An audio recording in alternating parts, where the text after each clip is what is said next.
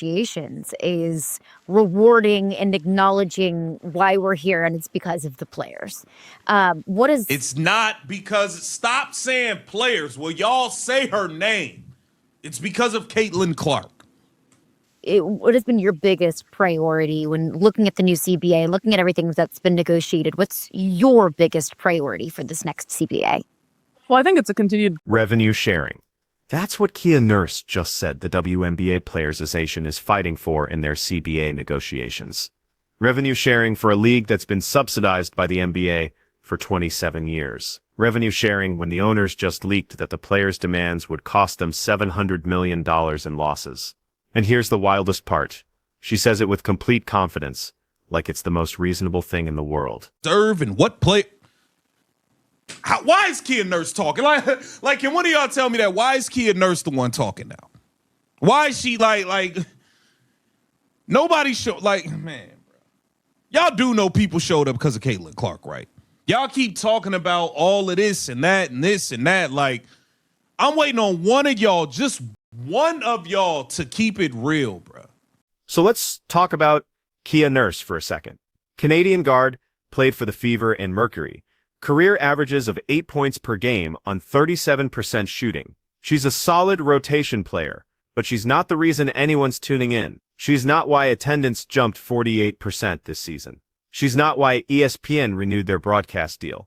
And yet here she is, speaking for the entire WNBA Players Association about what they deserve. The question nobody's asking is this: who gave her this platform? Because the answer reveals everything about how disconnected the players' union leadership is from reality. revenue share. Bruh, what are you talking about revenue share for? You out here selling tickets? What y'all like? All of y'all, my thing is this: all y'all are really just trying to eat off the back and the clout of Caitlin Clark. That's the truth of the matter. The WNBA owners, like we saw, the WNBA owners called y'all out to the point where they went and leaked things they put in their CBA offer. They've done a lot. They've come to the table. $800,000. That was the initial max contract offer from the league. The owners came back with $1.3 million, and in their leaked proposal, that number climbs to $2.4 million per year within 4 years. For context, that's more than what players make in most European leagues.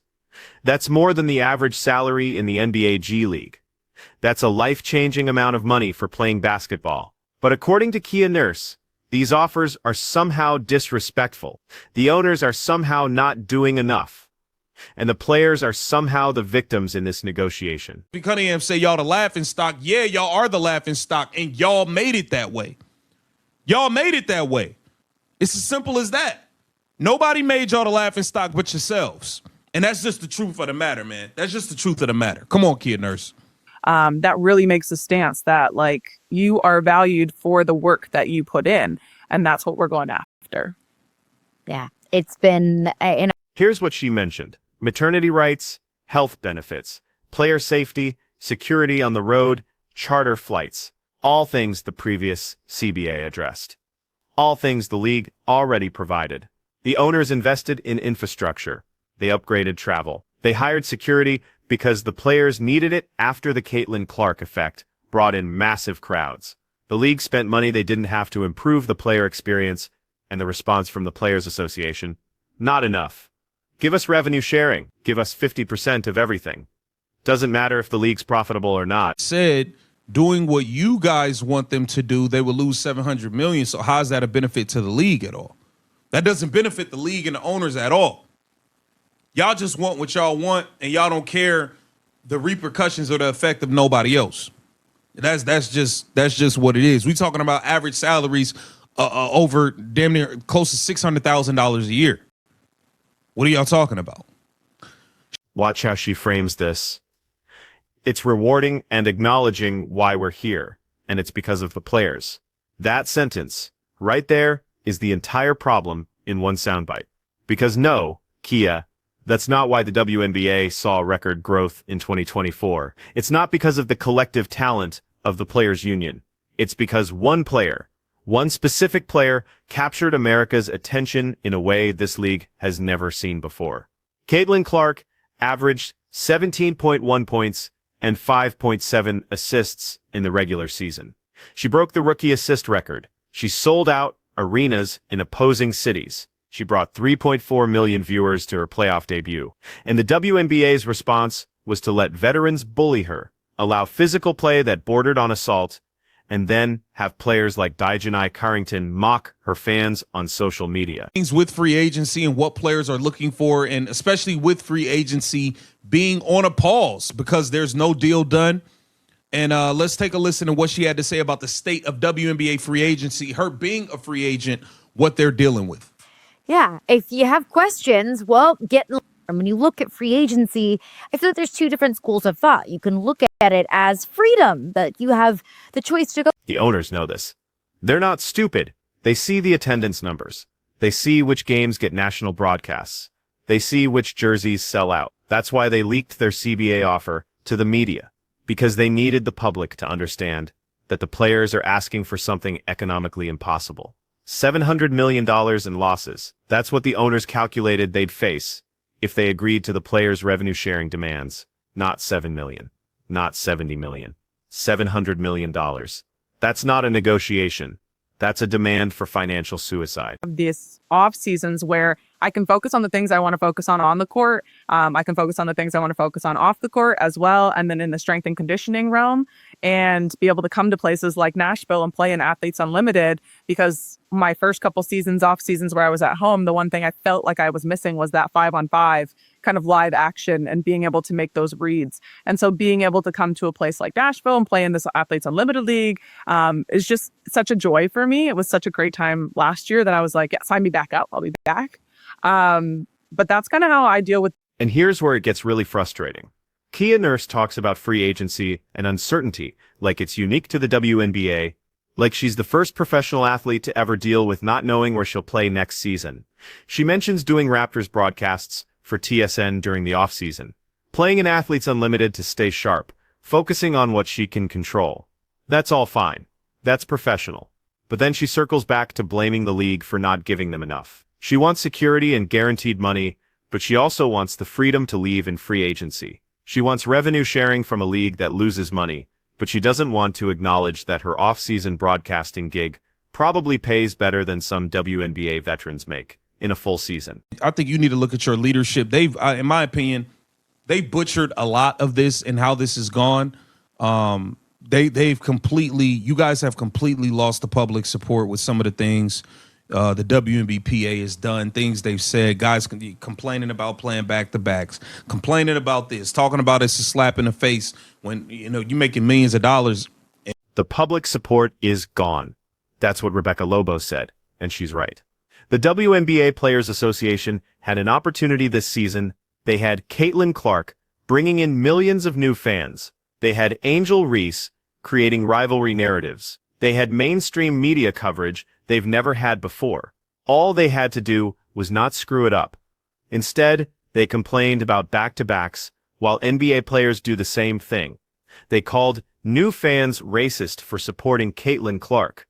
They posted Instagram stories mocking the league's growth. Natasha Cloud went on a rant about how the attention was undeserved. Shanity Carter body-checked Clark away from the ball, and veterans defended it as welcome to the league physicality. A lot of this stuff, you can't blame anybody but yourselves for how this thing has played out publicly. You guys have run the Instagram to post stories and all types of stuff. You guys have just butchered the way you've handled this thing. You pushed a lot of fans away. Y'all was calling fans racist just because they like Caitlin Clark. And that was before all of this stuff. You know, so you guys have brought a lot of this onto yourself. I'm interested to see how this will play out. Get down in. So now we're here. Free agency is frozen because there's no CBA agreement. Players are stuck in limbo. Teams can't make moves. Fans don't know if their favorite players are coming back. And the Players Association is still holding out for revenue sharing. That will never happen because the math doesn't work. Kia Nurse can talk about Athletes Unlimited and staying ready for whenever the season starts. But what about the players who don't have TSN broadcasting deals? What about the veterans on minimum contracts who need that WNBA salary to survive? What about the rookies who are watching this negotiation and realizing their union leadership is willing to sacrifice their careers for a principle that doesn't match economic reality? Here's what makes this entire situation so maddening. The WNBA owners aren't asking the players to take less than they're worth. They're offering substantial increases, $800,000 to $1.3 million to $2.4 million over 4 years. They're providing charter flights, which cost the league approximately $25 million per season. They're investing in security, better facilities, improved marketing. They're doing everything a growing league, but it's not enough because the Players Association has convinced themselves they deserve NBA money without generating NBA revenue. They want 50% of league revenue when the league doesn't make a profit. They want guaranteed max contracts when half the teams lose money every season. They want to be treated like the NBA when their average attendance is still under 10,000 fans per game. And the worst part? They had someone who could have changed that trajectory. Caitlin Clark's rookie season brought the WNBA more mainstream attention than the previous decade combined. Her games averaged 1.4 million viewers on cable. Her jersey became the fastest selling in league history. She made the Indiana Fever relevant for the first time since Tamika Catchings retired. She was the golden ticket the WNBA had been waiting for. The league's response: let veterans target her physically. Allow Chennedy Carter to body check her away from the ball with no flagrant foul called. Let Dijonai Carrington poke her in the eye and then laugh about it on social media. Stand by while Angel Reese's teammate takes a shot at her in transition that looked more like a hockey check than a basketball play, and then act surprised when fans got angry about the treatment. Caitlin handled it with more grace than the league deserved. She never complained publicly. She never called out specific players. She never demanded preferential treatment. She just kept playing, kept breaking records, kept selling out arenas, and the veterans resented her for it because she made it look easy. That resentment is what's really driving this CBA dispute. It's not about fair compensation. It's about veterans who spent a decade in obscurity suddenly watching a rookie get more attention in 3 months than they got in their entire career. It's about players like Kia Nurse realizing that the growth they're demanding revenue sharing from isn't because of them, it's despite them. Think about what Kia said in that interview. It's rewarding and acknowledging why we're here, and it's because of the player. Not because of Caitlin specifically, not because of the talent she brought, because of the players collectively.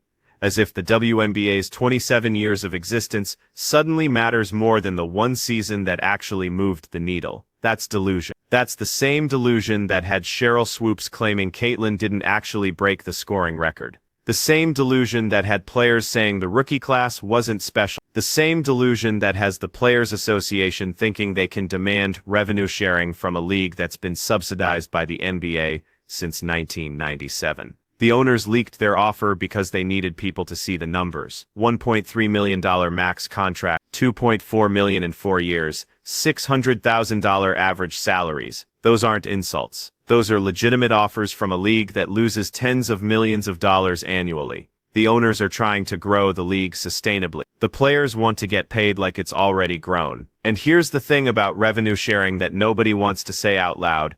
It only works if there's revenue to share. The WNBA doesn't make money. It survives on NBA subsidies and expansion fees. When the Players Association demands 50% of revenue, they're demanding 50% of losses. That's not how business works. That's not how any professional sports league works. The NBA players get 50% of basketball-related income because the NBA generates $9.9 billion in revenue. The NFL players get 48% because the NFL generates $18 billion. The WNBA players want the same deal when their league generates maybe $200 million and operates at a loss. The math doesn't math. But Kia Nurse and the Players Association don't care about the math. They care about the principle. They care about being treated fairly according to their definition of fairness. They care about getting their piece of the pie even if the pie is imagined. And they're willing to sacrifice free agency, sacrifice roster certainty, sacrifice an entire offseason of team building to make their point. Meanwhile, Caitlin Clark is working out in Iowa,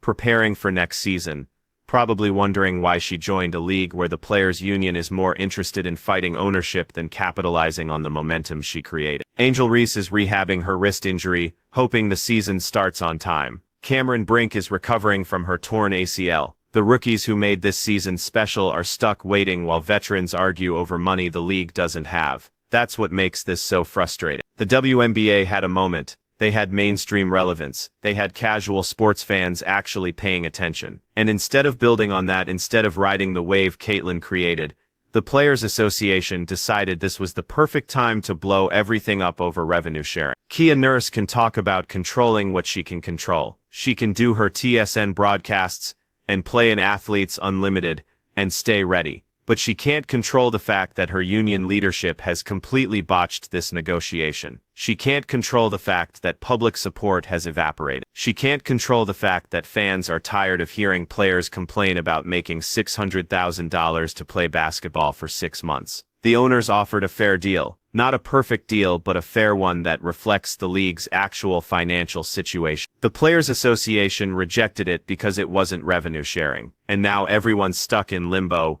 while the two sides figure out if they can find middle ground that probably doesn't exist. So where does this end? Either the players cave and accept something close to the owner's offer, or the season gets delayed and everyone loses. There's no scenario where the Players Association gets 50% revenue sharing. There's no scenario where the owners agree to lose $700 million. The math doesn't work. The economics don't support it.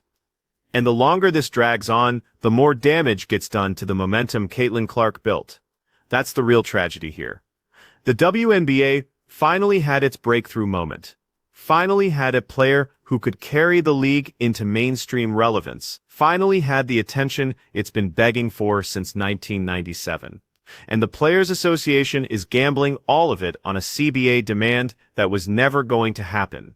Kia Nurse thinks this is about respect, about acknowledging the players' value, about getting what they deserve. But what she doesn't understand, what a lot of these veterans don't understand, is that you can't demand respect. You have to earn it. And you don't earn it by calling new fans racist, by targeting the league's biggest star, by complaining about back-to-backs that every professional athlete deals with, or by demanding revenue sharing from a league that doesn't generate revenue.